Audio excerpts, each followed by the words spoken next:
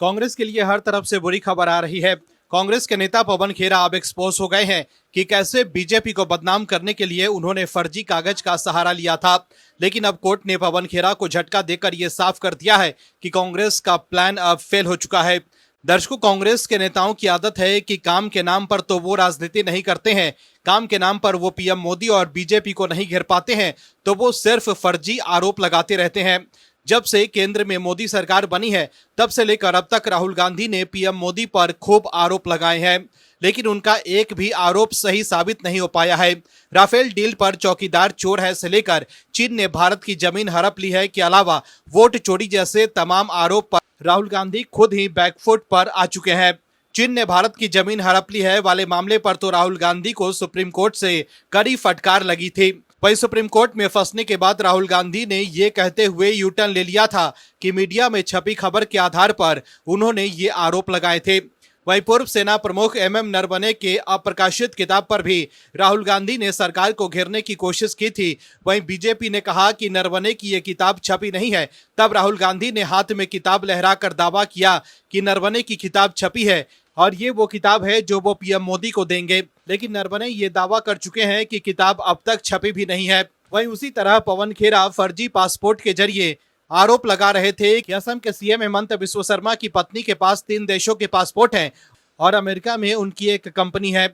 लेकिन अब पवन खेरा एक्सपोज हो चुके हैं। दर्शकों, पीएम मोदी जहां काम के नाम पर राजनीति करते हैं तो वहीं राहुल गांधी जातिवाद और तुष्टीकरण की राजनीति करते हैं। लेकिन अब कांग्रेस देश के सामने एक्सपोज हो गई है।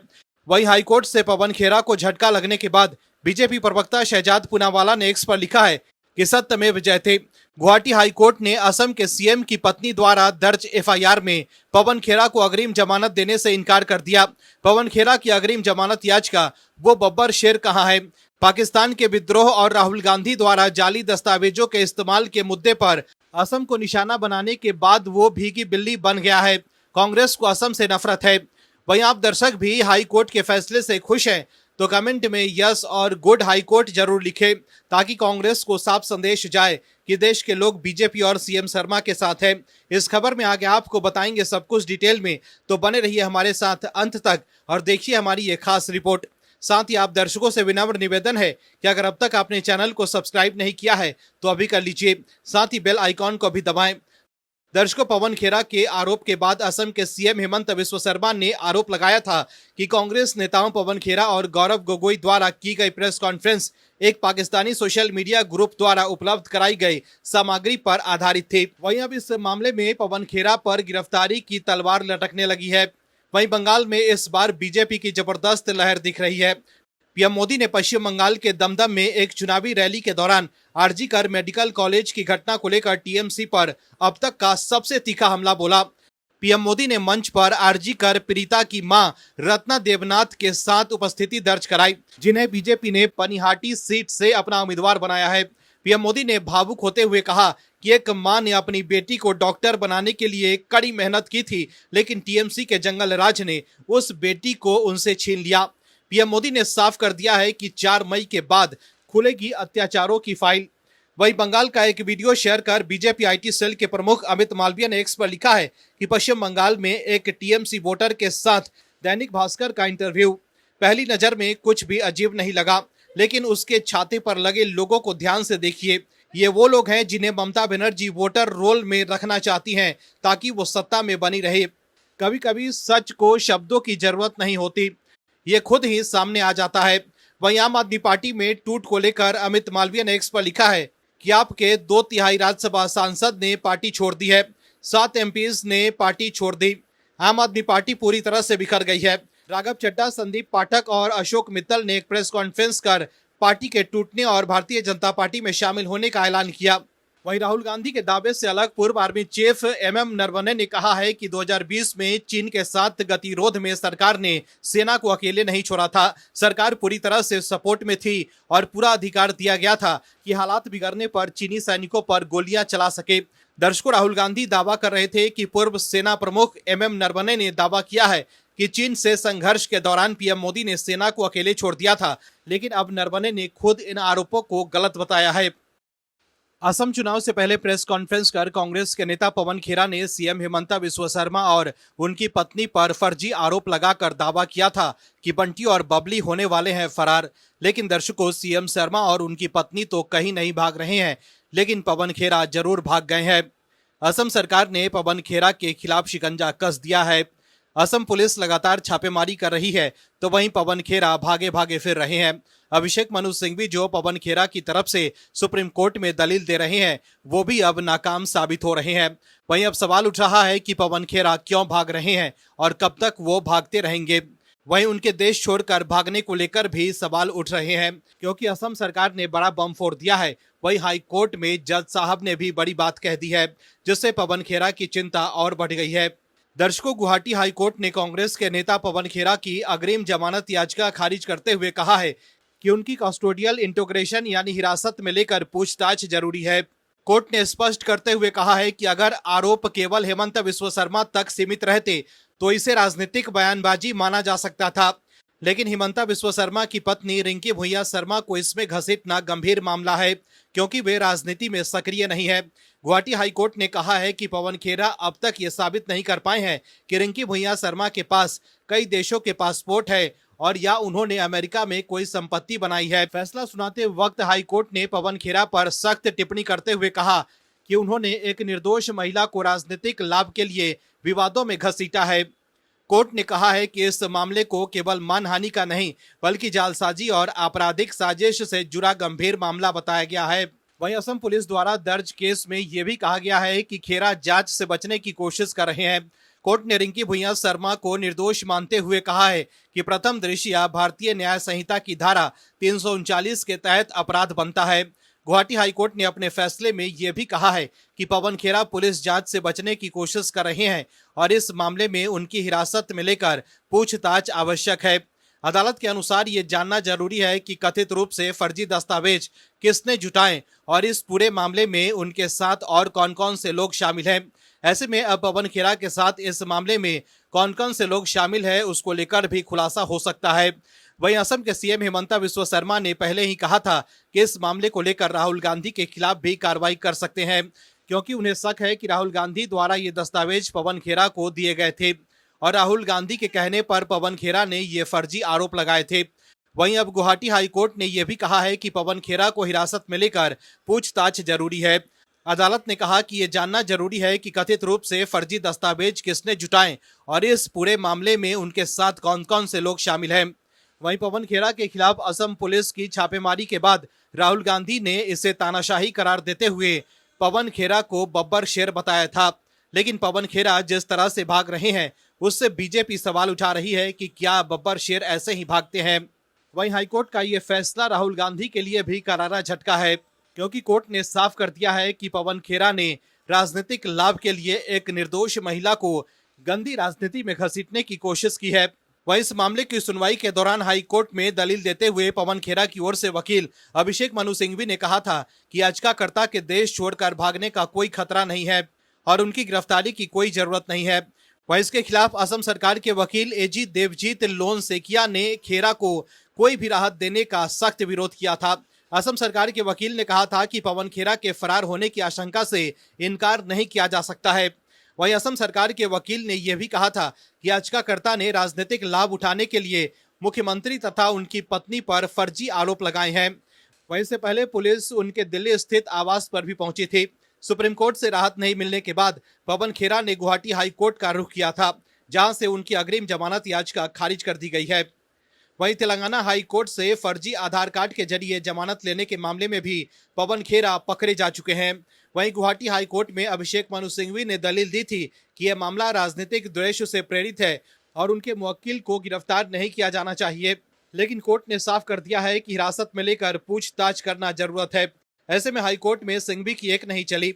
कुल मिलाकर देखें तो अब इस मामले में पवन खेरा के लिए गिरफ्तारी से बचना काफी मुश्किल हो गया है। दर्शकों, राघव चड्ढा ने हाल ही कहा था कि मैं घायल हूं इसलिए घातक हूं। इस महीने की शुरुआत में जब आम आदमी पार्टी ने राज्यसभा में पार्टी के सांसद राघव चड्ढा को सदन में पार्टी के उपनेता के पद से हटाने की बात की तो उसके बाद राघव चड्ढा ने कुछ ऐसे ही पलटवार किया था। और देखिए कि ज्यादा वक्त नहीं बीता और राघव चड्ढा ने वो बात सही भी साबित कर दी। शुक्रवार को राघव चड्ढा ने आम आदमी पार्टी सांसद संदीप पाठक और अशोक मित्तल के साथ एक प्रेस कॉन्फ्रेंस में बीजेपी में शामिल होने का ऐलान कर दिया। राघव चड्ढा ने कहा कि आपके 2/3 से अधिक सांसद उनके साथ है। राघव चड्ढा ने अपने साथी राज्यसभा सांसदों संदीप पाठक और अशोक मित्तल के साथ शुक्रवार को ये घोषणा की कि ये तीनों आप से अलग होकर बीजेपी में शामिल होंगे। इसके अलावा उनके साथ हरभजन सिंह, राजेंद्र गुप्ता, विक्रमजीत सिंह साहनी और स्वाति मालीवाल भी अरविंद केजरीवाल की अगुवाई वाली आप पार्टी को अलविदा कह रहे हैं। वहीं आम आदमी पार्टी ने अपने 7 सांसदों के पार्टी छोड़ने और उनके बीजेपी में शामिल होने पर कड़ी प्रतिक्रिया जाहिर की है। आम आदमी पार्टी के सांसद तिलमिला गए हैं। पार्टी ने साफ कहा है कि पंजाब में आम आदमी पार्टी के अच्छे काम को रोकने के लिए भाजपा का ऑपरेशन लोटस शुरू हो गया है। 7 सांसदों के पार्टी छोड़ने के ऐलान करने के बाद आप सांसद संजय सिंह ने नई दिल्ली में प्रेस कॉन्फ्रेंस की और कहा कि बीजेपी ने पंजाब के सीएम भगवंत मान के नेतृत्व वाली आप सरकार द्वारा किए गए अच्छे कामों में रुकावट डालने का काम किया है। आपके 7 राज्यसभा सांसद बीजेपी में शामिल हो रहे हैं। पंजाब की जनता को इन 7 नामों को याद रखना चाहिए। पंजाब की जनता इन्हें कभी नहीं भूलेगी। आप पार्टी सांसद संजय सिंह ने कहा कि नरेंद्र मोदी और अमित शाह के नेतृत्व में भारतीय जनता पार्टी ने ऑपरेशन लोटस शुरू किया, जिससे सस्ती राजनीति का खेल और पंजाब में भगवंत मान सरकार के अच्छे कामों में बड़े पैमाने पर रुकावट डालने की कोशिश बताया जा रहा है। संजय सिंह ने कहा कि मैं मोदी और अमित शाह को कहना चाहता हूं कि आम आदमी पार्टी और पंजाब की जनता के साथ आपने जो ये गंदा खेल खेला है और भगवंत मान सरकार को रोकने तथा उसके कामों में रुकावट डालने की जो कोशिश आपने की है, इस धोखे और विश्वासघात के लिए पंजाब की जनता आपको कभी माफ नहीं करेगी। वहीं राघव चड्ढा ने एक्स पर पोस्ट करते हुए लिखा है कि आज भारत के संविधान के प्रावधानों का प्रयोग करते हुए राज्यसभा में आपके 2/3 से अधिक सांसदों ने बीजेपी में विलय कर लिया है। 7 सांसदों ने इस दस्तावेज पर हस्ताक्षर किए हैं, जिसे राज्यसभा में माननीय सभापति को सौंपा गया। मैंने 2 अन्य सांसदों के साथ मिलकर हस्ताक्षरित दस्तावेज स्वयं सौंपे। वहीं इस झटके के बाद आपके राष्ट्रीय संयोजक अरविंद केजरीवाल ने अपने एक्स पोस्ट में बीजेपी पर निशाना साधते हुए कहा कि बीजेपी ने फिर से पंजाबियों के साथ किया धक्का। वहीं संदीप पाठक और अशोक मित्तल के साथ एक प्रेस कॉन्फ्रेंस को संबोधित करते हुए सांसद राघव चड्ढा ने कहा है कि हमने फैसला किया है कि राज्यसभा में आम आदमी पार्टी के हम 2/3 सदस्य भारत के संविधान के प्रावधानों का प्रयोग करते हुए भाजपा में विलय कर लेंगे। अरविंद केजरीवाल पर निशाना साधते हुए राघव चड्ढा ने यह भी कहा कि जिस आम आदमी पार्टी को मैंने अपने खून पसीने से सींचा और अपनी जवानी के 15 साल दिए, वो अपने सिद्धांतों, मूल्यों और मूल भाव से भटक गई है। अब ये पार्टी राष्ट्र के हित में नहीं बल्कि अपने निजी लाभ के लिए काम करती है। पिछले कुछ वर्षों से मुझे ऐसा महसूस हो रहा था कि मैं गलत पार्टी में सही आदमी हूं, इसलिए आज हम घोषणा करते हैं कि मैं आम आदमी पार्टी से अलग हो रहा हूं और जनता के करीब जा रहा हूं। दर्शकों, आम आदमी पार्टी के इस झटके के बाद दिल्ली से लेकर पंजाब में आम आदमी पार्टी में खलबली मच गई है। सीएम भगवंत मान ने भी बीजेपी पर जमकर निशाना साधा है। दर्शकों, पंजाब में आम आदमी पार्टी की चिंता बढ़ गई है। अब राघव चड्ढा और बाकी सांसदों को सियासी मैदान में उतारकर बीजेपी आम आदमी पार्टी को सत्ता से बाहर कर पंजाब में धमाकेदार एंट्री कर सकती है। दर्शकों, सुप्रीम कोर्ट के बाद अब कांग्रेस के नेता पवन खेरा को गुवाहाटी हाई कोर्ट से भी झटका लगा। हाई कोर्ट ने खेरा की अंतरिम जमानत याचिका खारिज कर दी। दरअसल पवन खेरा ने हाल ही में प्रेस कॉन्फ्रेंस कर रिंकी भुइयां शर्मा पर कई पासपोर्ट रखने और विदेश में संपत्तियों होने के आरोप लगाए थे, जिसके बाद सीएम शर्मा की पत्नी रिंकी शर्मा ने उनके खिलाफ धोखाधड़ी और जालसाजी समेत कई विभिन्न धाराओं में मामला दर्ज करवाया। वहीं इस मामले की सुनवाई के दौरान पवन खेरा की ओर से वरिष्ठ वकील अभिषेक मनु सिंघवी ने दलील दी कि ये ज्यादा से ज्यादा मानहानि का मामला है और उनके मुवक्किल के फरार होने की कोई आशंका नहीं है, इसलिए गिरफ्तारी से राहत दी जानी चाहिए। वहीं असम सरकार की तरफ से अधिवक्ता देवजीत सैकिया ने इसका कड़ा विरोध करते हुए कहा कि मामला गंभीर है और इसमें जालसाजी जैसे आरोप शामिल हैं। पवन खेरा की तरफ से अभिषेक मनु सिंघवी ने लाख दलील दी कि खेरा फरार नहीं हो सकते, लेकिन असम सरकार ने इसका विरोध किया और कहा कि पवन खेरा के फरार होने की आशंका से इनकार नहीं किया जा सकता। दर्शकों, जिस तरह से असम पुलिस की कार्रवाई के बाद पवन खेरा दिल्ली से हैदराबाद भाग गए थे, उनका वीडियो भी वायरल हुआ था कि किस तरह से कार में पिछली सीट पर बैठकर छिपकर वो जा रहे थे और जिस तरह से पवन खेरा असम पुलिस को चकमा दे रहे हैं, उससे कई सवाल उठ रहे हैं। पवन खेरा को भी मालूम है कि सीएम शर्मा और उनके परिवार को बदनाम करने के लिए उन्होंने एक खास साजिश के तहत फर्जी कागज का इस्तेमाल किया था, जिसको लेकर वो एक्सपोज हो चुके हैं। वह इस मामले के तार पाकिस्तान से भी जुड़ रहे हैं। सीएम शर्मा ने आरोप लगाए थे कि जिस फर्जी कागज के जरिए पवन खेरा ने आरोप लगाए थे, वो पाकिस्तानी ग्रुप से लिए गए थे। वहीं असम पुलिस से बचने के लिए पवन खेरा ने तेलंगाना हाईकोर्ट में फर्जी आधार कार्ड के जरिए जमानत ली थी, जिसको लेकर वो सुप्रीम कोर्ट में पकड़े गए थे। ऐसे में अब गुवाहाटी हाई कोर्ट में भी पवन खेरा की दलील काम नहीं आई। अभिषेक मनु सिंघवी ने खूब दलील दी, लेकिन सुप्रीम कोर्ट की तरह हाई कोर्ट में भी उनकी एक नहीं चली। करीब 3 घंटे चली बहस के बाद जस्टिस पार्थी ज्योति सैकिया की एकल पीठ ने फैसला सुरक्षित रख लिया था, जिसे अब सुनाते हुए कोर्ट ने अग्रिम जमानत देने से इनकार कर दिया। इस फैसले के बाद पवन खेरा की गिरफ्तारी की आशंका बढ़ गई है। वहीं गुवाहाटी हाई कोर्ट से पवन खेरा को झटका लगने के बाद असम सरकार में मंत्री और बीजेपी नेता पीयूष हजारिका ने एक्स पर लिखा है कि मैं आभारी हूं, माननीय गुवाहाटी हाई कोर्ट ने अपराधी पवन खेरा को जमानत देने से इनकार कर दिया है। याद रखें, उसने सिर्फ चुनाव के नतीजों में हेरफेर करने और दूसरे संप्रभु देशों के साथ भारत के संबंधों को नुकसान पहुंचाने के लिए जमीन के कागजात और पासपोर्ट जाली बनवाए थे। अब हमें और जवाब चाहिए। एक, उनके साथी साजिशकर्ता कौन थे? क्या भगौरे खेरा इस साजिश का मास्टरमाइंड था या किसी और के गंदे खेल का सिर्फ एक मोहरा? 2, इस नापाक काम के लिए पैसे किसने दिए और उन्होंने इसके अलावा और कौन कौन से दस्तावेज जाली बनवाए? 3, क्या इस गैर कानूनी काम में सीमा पार से कोई विदेशी लोग भी शामिल थे? वहीं हजारिका ने आगे लिखा है कि मुझे बताया गया है कि यह भगौरा बिचौलियों के जरिए संपर्क साधने की कोशिश कर रहा है, लेकिन वो ये भूल गया है कि असम पुलिस कानून के राज के तहत काम करती है। उसे और उनके साथी साजिशकर्ता को कानून के कड़े शिकंजे का सामना करना पड़ेगा। दर्शकों, पीयूष हजारिका दावा कर रहे हैं कि पवन खेरा बचने के लिए बिचौलियों के जरिए संपर्क साधने की कोशिश कर रहे हैं, लेकिन असम पुलिस ने साफ कर दिया है कि अब खेरा के लिए गिरफ्तारी से बचना मुश्किल है।